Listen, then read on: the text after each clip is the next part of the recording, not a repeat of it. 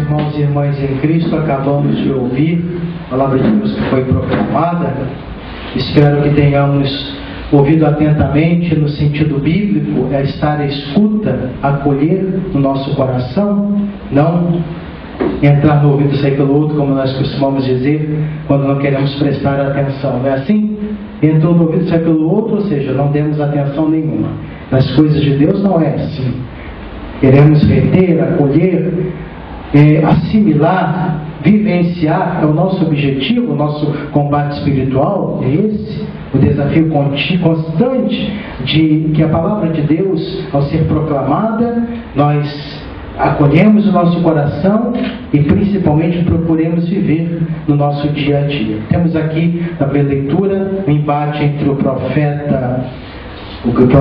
único profeta de Israel, Elias, e vários profetas de Baal. Uma época muito difícil para o povo de Israel. Estavam divididos, esqueceram da lei, da fidelidade à aliança, confusos devido às más influências provocadas pelos governantes daquele momento, que queriam incutir a adoração a um ídolo, a um falso Deus.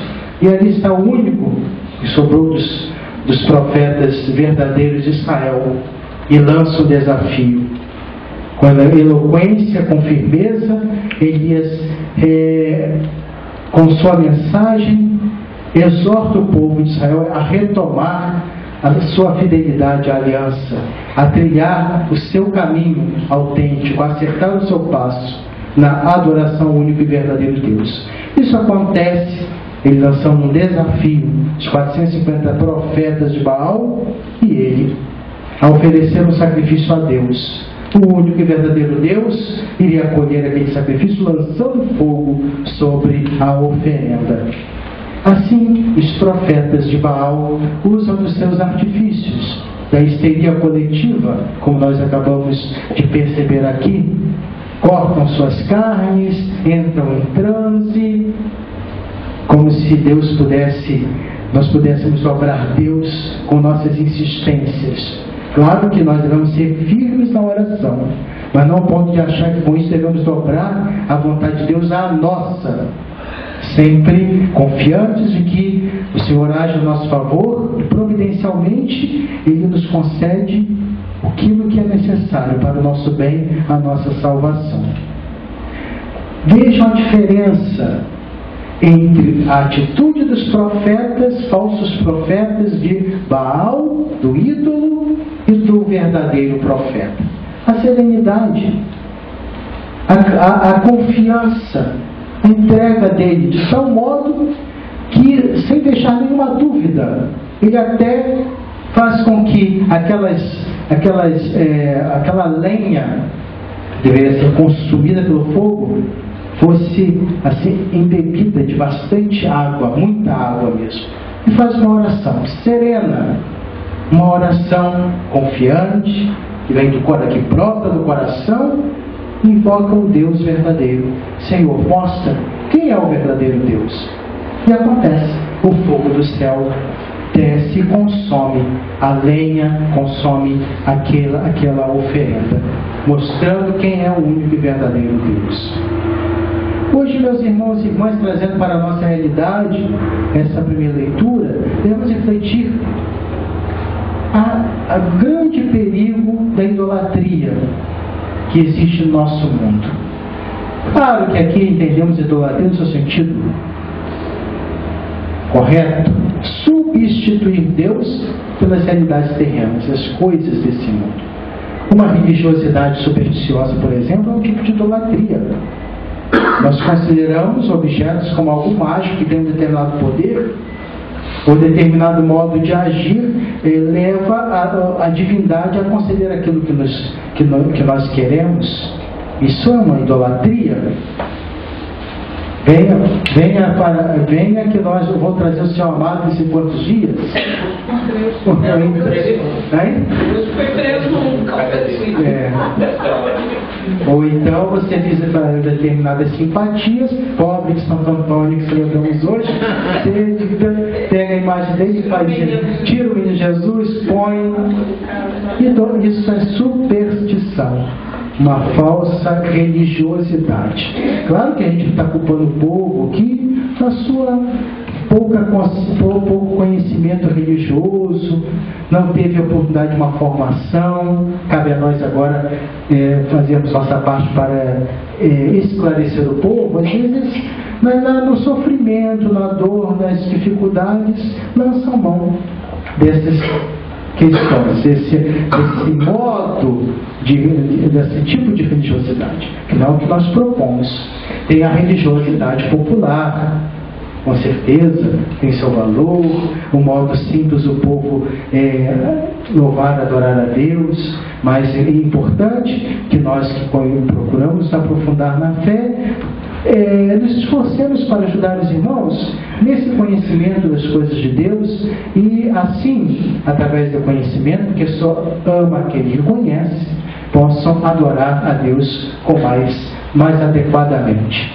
A idolatria escraviza, confunde o ser humano e atrapalha o seu verdadeiro e autêntico relacionamento com o Senhor, com Deus. Então, a gente vê essa idolatria, essa expressão dos gestos dos profetas de Baal, mas em Elias não, que adora o único e verdadeiro Deus. Devemos, portanto, hoje estar atento aos ídolos que estão sendo construídos, que querem ocupar o lugar do verdadeiro Deus em nossa vida.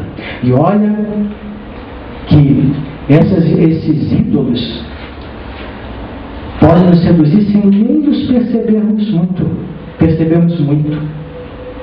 Veja que o nosso próprio eu, pode existir uma idolatria do próprio eu. A minha vontade, tudo que eu quero, Deus tem que fazer do meu jeito, tudo o que eu desejo é o certo, a minha vontade tem que prevalecer. É um tipo de idolatria, porque aí está substituindo o Senhor. No pedestal onde deveria o Senhor se reinar em nosso coração, reina o nosso orgulho, a nossa soberba. Ou quando nos nossos relacionamentos falta misericórdia, compreensão, é justamente o orgulho ferido que toma lugar dentro de nós, impedindo que a misericórdia e o amor de Deus envolvam o nosso ser, e causando uma série de situações. A nossa própria pouca falta de realização acontece justamente pelas amarguras que alimentamos, pelos ressentimentos que permitimos tomar conta de nós, pela falta de caridade, pelo fechamento do nosso coração, irmão. E aí vem as doenças, as enfermidades, a perda de sentido da vida. Por quê? Falta perdão, esse encontro, um coração novo, coração não de pedra, mas de carne, como nos lembra Ezequiel. Muitos nos questionam, nós católicos, porque isso é idolatria, uma imagem, uma representação de um santo, de uma santa. Não, para nós, eles nunca substituirão Deus, nem podem, porque a mensagem deles não é essa. A mensagem deles é sempre com viver o batismo, aderir a Jesus verdadeiramente, segui-lo. Isso nos mostra os santos. Por que lembramos deles? Porque eles para nós são exemplos, incentivos na nossa vida cristã. Nos incentivam a cada dia mais a acolher a palavra de Deus, os mandamentos do Senhor. Santo Antônio, por exemplo, a Arca do Testamento, assim o Papa apelidou Santo Antônio, a Arca do Testamento, pela sabedoria e a sua eloquência. A sabedoria vem de Deus, não a eloquência humana. Por tudo que ele ensinou, sua mensagem que tocava os corações das pessoas, através da Sagrada Escritura. Doutor evangélico, assim a igreja proclamou Santo Antônio. Debruçava-se na leitura da palavra de Deus, meditava profundamente e procurava transmitir essa mensagem do amor de Deus contida nas Sagradas Escrituras para os irmãos e irmãs. Martelo dos hereges, era também chamado Santo Antônio. Por quê? Defendia zelosamente a doutrina reta, sã. Numa época em que se duvidava da presença real de Jesus na Eucaristia, e defendeu zelosamente. Jesus está presente na hóstia consagrada, nosso alimento espiritual. Tem até a história do burrinho que se ajoelha diante do Santíssimo Sacramento, Santo Antônio. A história de Santo Antônio, sua preocupação com os necessitados, conta-se que ele, preocupado com as necessidades dos irmãos desfavorecidos, ele pega os pães do convento e distribui aos irmãos pobres. O outro irmão religioso responsável pelo alimento dos frades ficou desesperado, não encontrou pão, nada, e foi falar com Santo Antônio. Acho que roubaram, o que nós vamos fazer?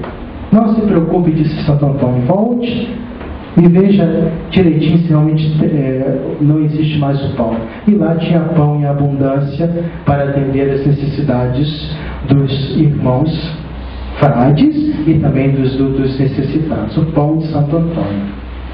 E tantos outros relatos muito significativos da vida de Santo Antônio. A própria imagem dele, que está comigo Jesus, conta-se que ele, numa visita a uma família, e no quarto dele, o dono da casa, vendo uma luz fortíssima, que refletia a curiosidade, foi grande, e ele espiou, viu Santo Antônio a contemplar o menino Jesus nos braços.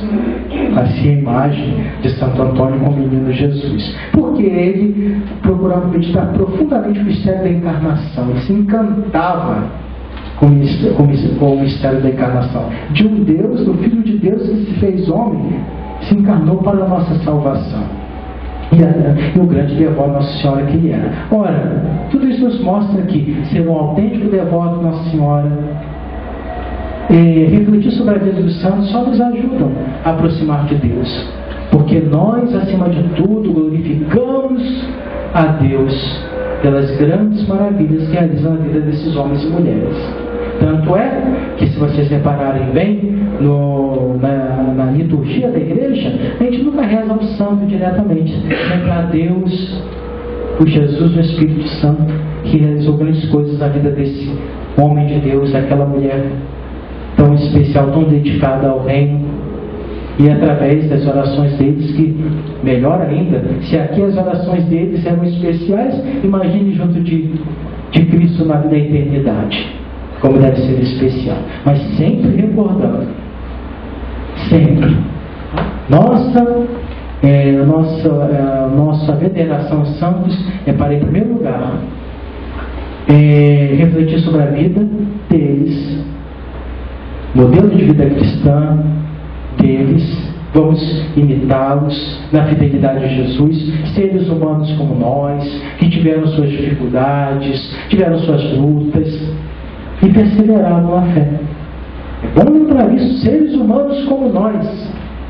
Ou vocês acham que Santo Antônio, Santa Teresinha, São Sebastião já nasceram santos, perfeitos? Não.